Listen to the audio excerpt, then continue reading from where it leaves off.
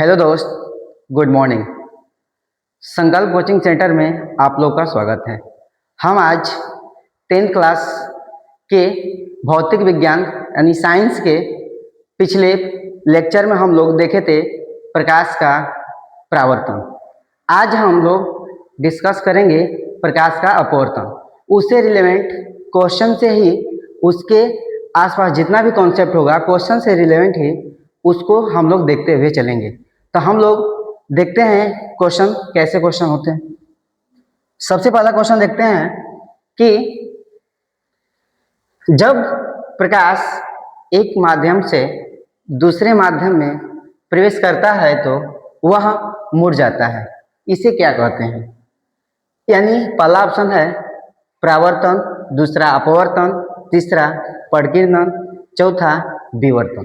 जब बात करेंगे परावर्तन, हम लोग पिछले लेक्चर में देखे थे परावर्तन क्या था। उसमें देखे थे जनरली कि जब कोई प्रकाश सोर्स से प्रकाश की किरणें आती है तो वह किसी दर्पण से टकराती है, टकराने के बाद वह पुनः वापस उसी दिशा में उसी माध्यम में मुड़ जाती है, उसे प्रकाश का परावर्तन कहते थे।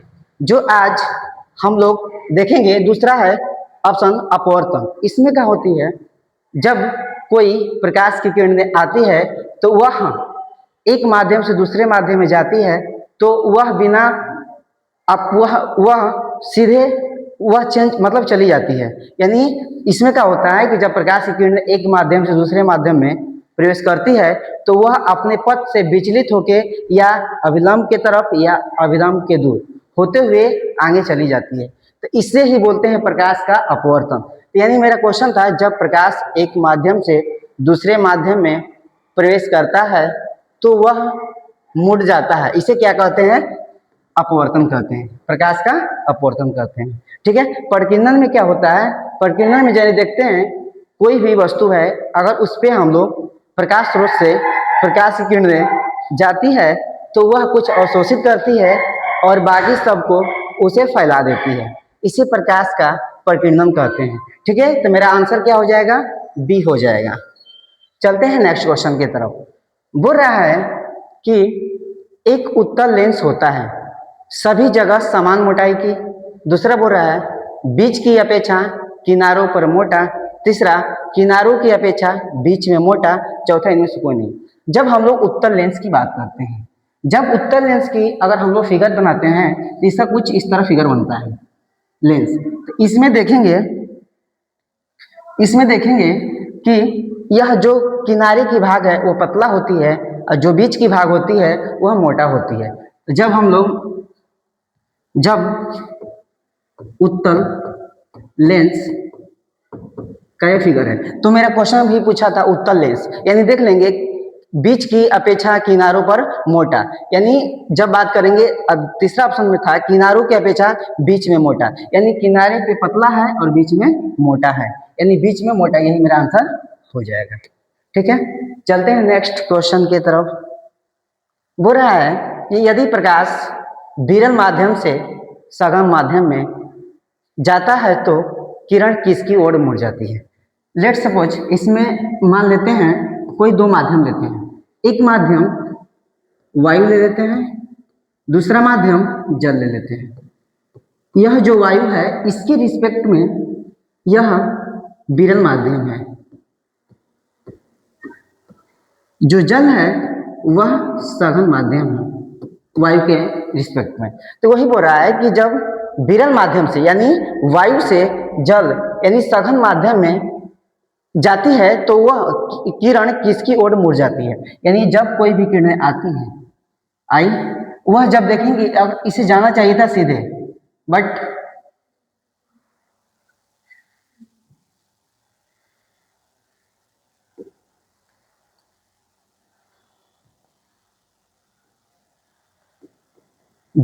जाना चाहिए था सीधे, बट इसमें देखेंगे जब यह अगर विरल माध्यम से सघन में जाती है तो वह अभिलंब के तरफ मुड़ जाती है। यानी मेरा किरण जो है यह किरण कुछ इधर से चली जाएगी। तो इसमें बोल रहा था कि यदि प्रकाश विरल माध्यम से सघन माध्यम में जाता है तो किरण किसकी ओर मुड़ जाती है? इसे हम लोग बोलते हैं अभिलंब। क्या बोलते हैं इसे, अभिलंब। तो यह अभिलंब है, तो यानी यह जो किरण आ रही है, यह किरण किधर मुड़ जा रही है, अभिलंब की ओर। तो हम क्या कर सकते हैं, दूसरा अभिलंब से दूर, यह दूसरा ऑप्शन था अभिलंब की ओर, तो मेरा आंसर क्या हो जाएगा, अभिलंब की ओर। चलते हैं नेक्स्ट। बोल रहा है चौथा क्वेश्चन कि स्नेल का नियम किससे संबंधित है।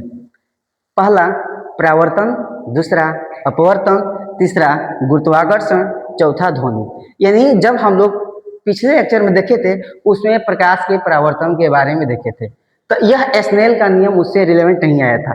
दूसरा में यानी जो अपवर्तन, जो स्नेल का नियम है वह अपवर्तन से संबंधित होता है, तो मेरा आंसर क्या हो जाएगा, बी हो जाएगा। चलते हैं नेक्स्ट क्वेश्चन की तरफ। बोल रहा है कि वास्तविक प्रतिबिंब बनता है। पहला ऑप्शन केवल उत्तल लेंस से, दूसरा केवल अवतल लेंस से, तीसरा उत्तल दर्पण से, चौथा समतल दर्पण से। जब बात करते हैं उत्तल लेंस जो होता है वह वास्तविक एवं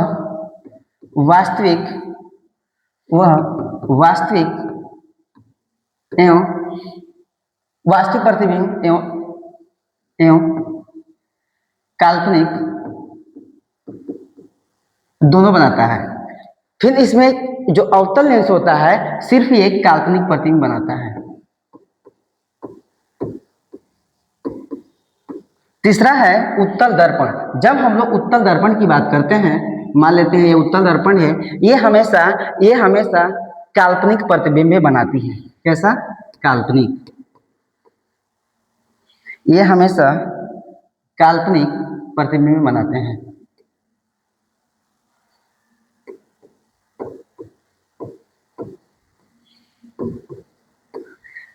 जो समतल दर्पण होते हैं ये आभासी, यानी बोल सकते हैं ये भी काल्पनिक प्रतिबिंब बनाते हैं। तो मेरा क्वेश्चन में था वास्तविक प्रतिबिंब बनता है, ओनली फॉर देखेंगे यह उत्तल लेंस में वास्तविक प्रतिबिंब बनते हैं। ठीक है, तो मेरा आंसर क्या हो जाएगा, ये आंसर हो जाएगा। चलते हैं नेक्स्ट क्वेश्चन की तरफ। आगे बोल रहा है इसमें उत्तल लेंस को क्या कहते हैं। पहला ऑप्शन है अपसारी लेंस, दूसरा अभिसारी लेंस, तीसरा समतल लेंस, चौथा परावर्तक लेंस। जब बात करते हैं अपसारी यानी उत्तल लेंस को क्या कहते हैं, एक मान लेते हैं, एक उत्तल लेंस लेते हैं, ठीक है। जब इसका उत्तल लेंस लेते हैं, ठीक, इसमें देखते हैं कि इसमें देखेंगे कि इसका अपना एक मान लेते हैं यहाँ फोकस होगा, इसका इस लेंस का ही फोकस इधर, इसका इधर फोकस होगा, इसको F2 बोल देते हैं। ठीक है, तो ये बोल रहा है कि उत्तल लेंस को क्या कहते हैं। अब देखिए जब इसके यानी इसे बोल सकते हैं मुख्य अक्ष या प्रधान अक्ष, इसके पैरेलल कोई भी किरणें आती है या अनंत से कहीं भी किरणें आती है तो वह यह लेंस से यहाँ से टकराएगी, तो वह होते हुए यहाँ से लेंस के बाद टकराने से या अपवर्तित होते हुए फोकस में जाके मिलती है।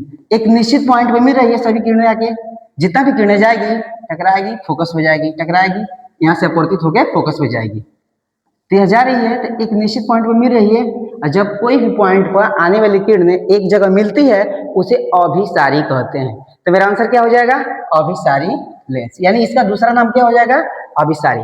अपसारी में क्या होती है कि कोई निश्चित पॉइंट से वह मतलब बाहर की तरफ जाती है, उसे हम लोग बोल देते हैं अपसारी। यानी जब बात करेंगे अपसारी का होता है वह बाहर की तरफ जाती है। समतल में जल्दी समतल में होता है, यह आभासी प्रतिबिंब बनाता है, ये बराबर बनाता है। ठीक है, तो मेरा आंसर क्या हो जाएगा, अभिसारी लेंस। ठीक है, चलते हैं नेक्स्ट क्वेश्चन की तरफ। बोल रहा है कि अपवर्तनांक निर्भर करता है।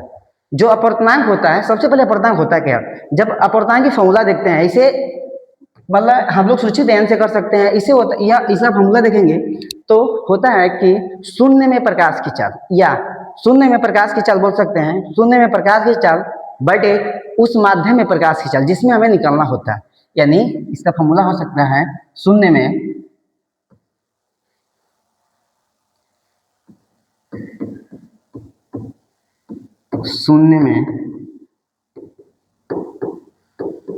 प्रकाश की चाल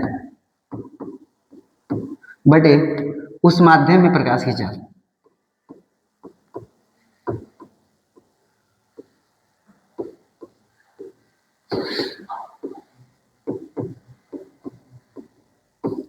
प्रकाश की चाल। ठीक है, तो यह बोला था कि अपर्तनांक निर्भर करता है, यह माध्यम पे निर्भर करता है। जो अपर्तनांक होता है वह अलग अलग माध्यम रहता है, उसमें से जो किरणें आती है तो वह चाल धीमा, स्पीड धीमा मतलब चलते रहता है। दूसरा बात करेंगे, वह रंग पे डिपेंड करता है, यानी वह देखेंगे कि रंग पे भी डिपेंड करता है, वह रंग पे भी डिपेंड करता है। इसमें देखेंगे वह जो होता है अपर्तनांक वह तापमान पे भी डिपेंड करता है, इसलिए ऑप्शन मेरा क्या हो जाएगा डी। शून्य को हम लोग निर्वात भी बोल सकते हैं, या यहाँ लिख सकते हैं स्लैश देके कि निर्वात में भी होता है। ठीक है, निर्वात हो सकता है। ठीक है, तो मेरा आंसर क्या हो जाएगा डी हो जाएगा। चलते हैं नेक्स्ट क्वेश्चन के तरफ। बोल रहा है कि यदि आपतन कोण बराबर अपवर्तन कोण तो किरण है। ठीक है, यानी जब बात करेंगे कि आपतन कोण बराबर अपवर्तन कोण किरण है, तो पहला बोला ऑप्शन ए सघन से विरल में जा रही है, दूसरा विरल से सघन में जा रही है, तीसरा दोनों माध्यमों का अपवर्तनांक समान है, चौथा पूर्ण आंतरिक परावर्तन हो रहा है। जब बात करेंगे ये दोनों बराबर कर रहा है, यानी एक अगर अलग अलग माध्यम लेते हैं, मान लेते हैं लेट्स सपोज यह क्या है वायु, दूसरा मान लेते हैं कांच लेते हैं। ठीक, जब अगर इसमें यह माध्यम अलग हो गया, यह माध्यम अलग, यह माध्यम विरल हो गया, यह सघन, जब प्रकाश स्रोत से प्रकाश की किरणें आएगी तो यह माध्यम से सीधे ऐसे आएगी, बट यहाँ पे आने के बाद एक मिनट, यहाँ पे आने के बाद यह डायरेक्ट देखेंगे ऐसे जाना चाहिए, बट ऐसे न जाकर यह क्योंकि माध्यम यह सघन हो गया तो अपने पथ से थोड़ा सा विचलित हो जाएगी, यानी यह इधर की तरफ जाएगी। तो मेरा जो यह कोण बन रहा है नॉर्मल के साथ जो आपतित किरण बन रही है वह इसे मान लेते हैं आई से सूचित करते हैं, जो यहाँ से जा रही है इसे आर से। तो बोल रहा था कि इसमें बोला था कि दोनों बराबर कर रहे हैं, बराबर कब होगा जब दोनों का माध्यम समान होगी, यानी पहला अगर वायु ले रहे हैं तो इसे नीचे दूसरा भी मतलब माध्यम सेम है वायु ही होगा, तो वह सीधे चली आएगी, यानी ऊपर भी वायु तो नीचे भी वायु, कोई भी माध्यम ले सकते हैं, ऊपर कांच तो नीचे कांच, यानी दोनों माध्यमों का होना अपवर्तनांक समान होना चाहिए, तब ये दोनों कोण यानी आपतन कोण अपवर्तन कोण बराबर होगा। ठीक है, चलते हैं नेक्स्ट क्वेश्चन की तरफ। बोल रहा है कि लेंस में कितने फोकस होते हैं, जस्ट अभी बनाए थे, मान लेते हैं लेट्स सपोज कोई लेंस लेते हैं, ठीक, उत्तल लेंस लेते हैं। ठीक है, इसमें देखेंगे इसका इस लेंस का कुछ मतलब ये अगर लेंस इसको डिजाइन करेंगे बनाएंगे तो इसका अपना फोकस, इसका अगर बनाएंगे इसका अपना फोकस, यानी लेंस में जनरली देखते हैं दो फोकस होती है, तो मेरा आंसर क्या हो जाएगा दो हो जाएगी। ठीक है, चलते हैं नेक्स्ट क्वेश्चन की तरफ। बोल रहा है कि निम्नलिखित में से किसका अपवर्तनांक सबसे अधिक होती है। जब अपवर्तनांक की बात करेंगे वायु की अपवर्तनांक 1.0003 होती है, जब बर्फ की बात करेंगे तो इसका अपवर्तनांक 1.31 होती है। फिर जब बात कांच की बात करेंगे तो कांच का अपवर्तनांक 1.52 होती है। जब हीरा की बात करेंगे तो इसका अपवर्तनांक 2.42 होता है। तो इसमें बोला था, और अगर जनरली पानी की बात करेंगे तो पानी का अपवर्तनांक 1.33 होता है। जब बात करेंगे बोल रहा था कि निम्नलिखित में से किसका अपवर्तनांक सबसे अधिक होता है, इसमें देख लेंगे सबसे अधिक किसका होता है हीरा का है, बाकी सब इससे कम ही है। यह जो वायु होता है लगभग कहीं कहीं इसे 1 भी लिखा दिया जाता है, यानी यह 1 के बराबर होता है। ठीक है, तो मेरा आंसर क्या हो जाएगा डी हो जाएगा। चलते हैं नेक्स्ट क्वेश्चन की तरफ।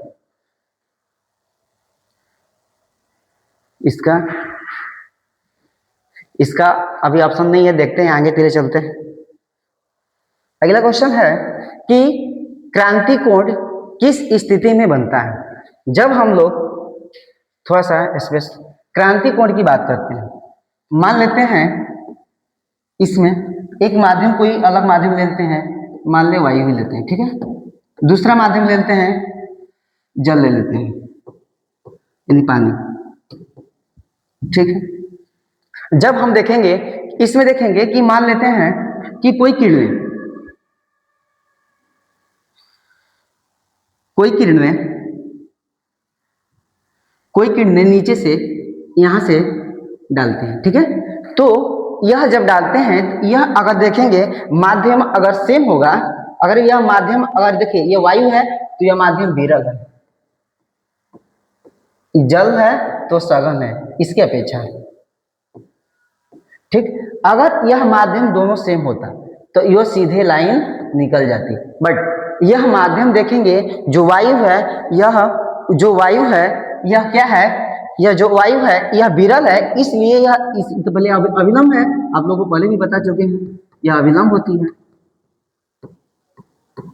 तो यहाँ से सघन माध्यम से जब कोई किरणें प्रवेश करती है विरल माध्यम से तो वह अविलंब के तरफ मुड़ जाती है, क्या होती है, अविलंब के तरफ मुड़ जाती है। तो मेरा किरणें ऐसे सीधे ना जाकर थोड़ा सा ऐसे इधर जाएगी, ठीक है। तो यानी इसमें देखेंगे कि अगर माध्यम चेंज हो रही है तो यह किरणें इधर की तरफ चली जा रही है। मेरा क्वेश्चन में था कि क्रांति कोण की बात कर रही है, क्रांति कोण कब बनता है, जब यह जो किरणें जाती है इसे बोलते हैं आने वाली, मतलब जा रही है आपतित किरण, यहाँ से जो किरणें हो रही है उसे अपवर्तित किरण। जो आपतित किरण की मान है, हमें जब यह जो किरणें अपवर्तित हो रही है वो किरणें अगर 90 डिग्री बन जाती है, मान लेते हैं लेट्स सपोज,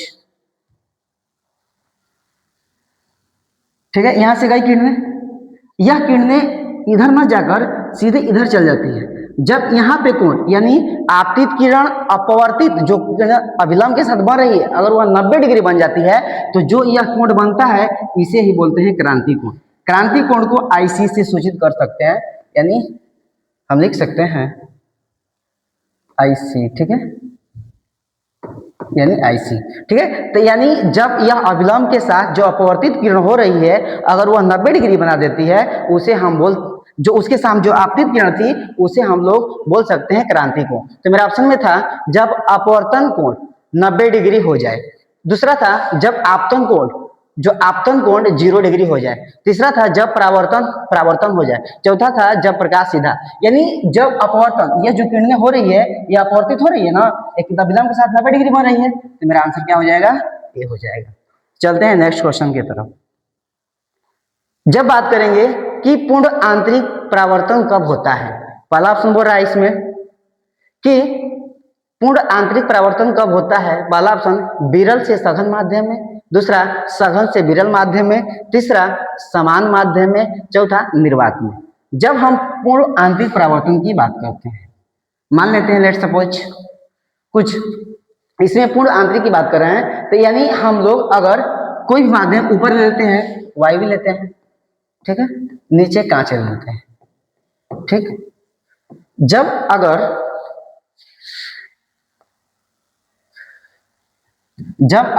यहां से किरणें डालते हैं, जा रही है किरणें यहाँ पे अगर यह माध्यम सेम होता तो वह सीधे निकल ऐसे जाती है, ठीक है।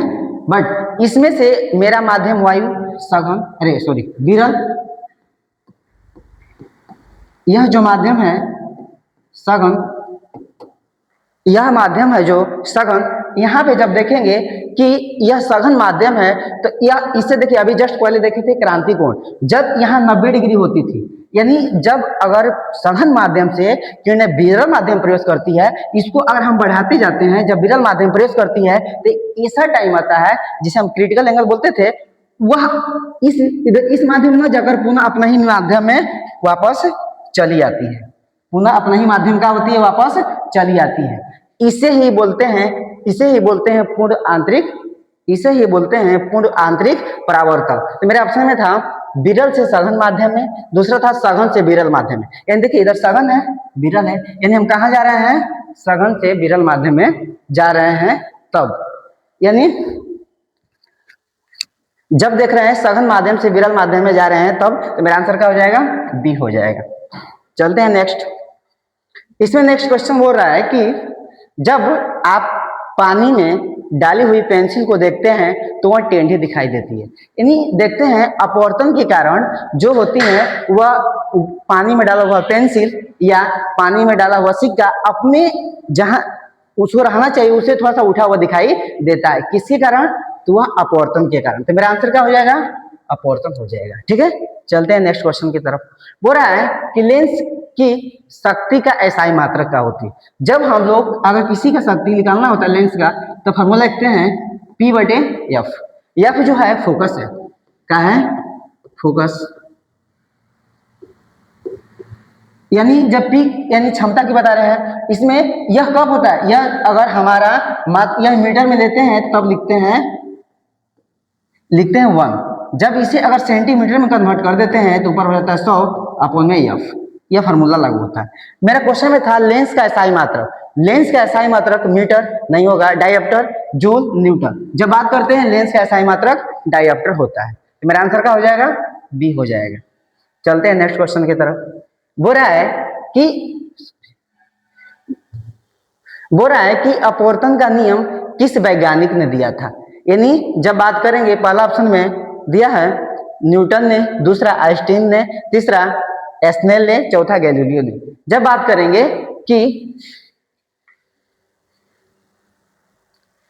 करेंगे अपवर्तन के नियम ने स्नेल ने दिए थे। स्नेल का नियम था, इसमें लिख देते हैं कि कहीं कहीं n इक्वल टू दिया रहता है साइन आई बटे साइन आर, या n1 sine I equal to n2 sine R. ठीक है, यह स्नेल के नियम से जानते हैं। तो मेरा आंसर क्या हो जाएगा, इसमें सी हो जाएगा। इन मेरा क्वेश्चन था कि अपवर्तन का नियम किस वैज्ञानिक ने दिए थे, तो स्नेल ने दिए थे। ठीक है, आगे इसमें क्वेश्चन नंबर नेक्स्ट पूछ रहा है 17 कि कांच का अपवर्तनांक जल से क्या होती। अभी जस्ट पीछे लिखे थे हम सबका अपवर्तनांक। जब कांच की बात करें, जब हम लोग कांच की बात कर रहे हैं तो कांच की अपवर्तनांक जनरली देखते हैं कि 1.52 होती है, और जल की बात करेंगे तो जल का अपवर्तनांक 1.33 होता है। तो क्या होता है, कांच का अपवर्तनांक देखिए ज्यादा है, जल का अपवर्तनांक का है कम है। तो यानी कांच का अपवर्तनांक जल के अपवर्तनांक से ज्यादा यानी अधिक होती है। तो आंसर क्या हो जाएगा मेरा, बी हो जाएगा। चलते हैं नेक्स्ट क्वेश्चन की तरफ। बोल रहा है कि दो डायप्टर, यानी डी क्या है, डायप्टर, लेंस का मात्रक, क्षमता वाले लेंस को फोकसांतर यानी फोकस होता है। यानी यह फार्मूला क्वेश्चन बनेगा जो अभी लिखे थे, P बराबर 1 अपॉन में एफ। जब बात करेंगे P यानी क्षमता का मान कितना दिया है, 2 डायप्टर, 1 अपॉन में एफ। इसका फोकस पूछ रहा है, तो यहाँ से एफ इक्वल टू लिख सकते हैं 1 अपॉन में 2 इक्वल टू 0.5। बट यह किसमें, मीटर में है। हमें आंसर किसमें चाहिए, सेंटीमीटर में। तो इसमें जब सेंटीमीटर में लाना होता है या 100 से मल्टीप्लाई भी कर सकते हैं। तो बराबर करेंगे तो यहाँ से आ जाएगा 50 सेंटीमीटर। ठीक है, या यहीं से बना सकते थे P बराबर 100 बटे एफ। तो यहाँ से एफ इक्वल टू लिख सकते हैं 100 बटे P की जगह 2, यानी एफ इक्वल टू कितना हो जाएगा, 50 मीटर, अरे सॉरी सेंटीमीटर, 50 सेंटीमीटर। मेरा आंसर क्या हो जाएगा, डी। नेक्स्ट क्वेश्चन चलते हैं। बोल रहा है कि यदि उत्तल लेंस के सामने वस्तु को 2f पर रख रहे हैं, ठीक है, तो रखी जाए तब उसका प्रतिबिंब क्या बनेगा। अभी हम बनाते हैं इसका प्रतिबिंब। मान लेते हैं लेट्स सपोज ये उत्तल, ठीक, यह उत्तल लेंस है, इसमें एक बनाते हैं, यहां से इसका अपना एक फोकस, इसे F1 बोल देंगे, इसका फोकस इसे हम लोग F2 बोल देंगे। ठीक है, यहाँ से इसको 2F1, यहाँ भी 2F2। ठीक है, यहाँ अनंत लिखते हैं यहाँ। तो ये बोल रहा है कि यदि उत्तल लेंस के सामने वस्तु को 2F, यानी वस्तु को कहीं यहाँ पर रखा हुआ, ठीक है, मान लेते हैं वस्तु है, वस्तु को 2F रखी जाए तो इसका प्रतिबिंब कहाँ बनेगा, यहाँ से कोई किरणें को गुजारते हैं। ठीक है, गुजार दी। जब मुख्य अक्ष या प्रधान अक्ष के पैरेलल कोई किरणें आती है तो वह लेंस से टकराने के बाद वह अपवर्तित होती हुई फोकस से चली जाती है। यानी ये कहां से जाएगी, फोकस से,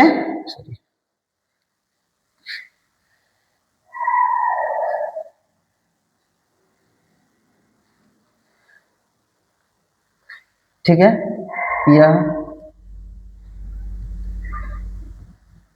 यह फोकस से चली जाएगी। मान लेते हैं ये फोकस था, ठीक है, यह चली जाती है। दूसरी किरणें जब अगर हम लोग मान लेते हैं कि अगर यहाँ पे और कोई भी, ये से बोलते हैं लेंस का जो बीच वाला केंद्र होता है उसे प्रकाशीय बिंदु बोला जाता है। अगर कोई भी प्रकाशीय बिंदु से कोई किरणें एक मिनट, इसको किरण को दूसरा रंग से गुजारते हैं।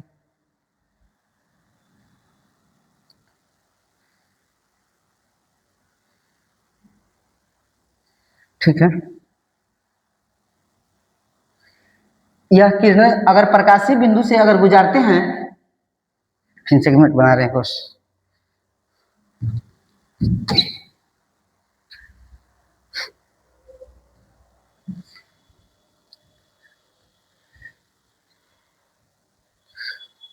ठीक, एक लेंस लेते हैं, यहाँ पे मान लेते हैं इसका f1 f2, ठीक है। यहाँ पे इसका होगा 2f1, यहाँ पे होगा 2f2, यह अनंत हुआ। अगर हम लोग 2f1 पे कोई वस्तु रख रहे हैं, मान लेते हैं वस्तु है, ठीक, यह वस्तु है, यह इसके पैरेलल किरणें जाएगी, लेंस से अपवर्तित होकर फोकस से चली जाती है। यहाँ मान लेते हैं फोकस यहीं था, ठीक है, यहीं पे कर लेते हैं, फोकस यहीं बना लेते हैं, ठीक। तो दूसरा क्या होता है, जो प्रकाशीय बिंदु से किरणें जाती है तो वह कुछ मान लेते हैं यहीं पे ही प्रकाशीय बिंदु से चली गई है, देख लीजिएगा। तो यह कहाँ 2f पर बन जा रही है। तो मेरा क्वेश्चन में यही था कि यदि उत्तल लेंस के सामने वस्तु को 2f पर रखी जाए तब उसका प्रतिबिंब कहाँ बनेगा, तो 2f पर, यानी इसमें 2f पर रखते हैं तो 2f पे ही 2f2 पर बनता है, यानी कहाँ बनेगा, 2f पे ही बनेगा। यह कैसे बनता है, यह देखते हैं, वास्तविक बनता है, बराबर बनता है। मेरा आंसर क्या हो जाएगा, बी हो जाएगा। चलते हैं नेक्स्ट क्वेश्चन।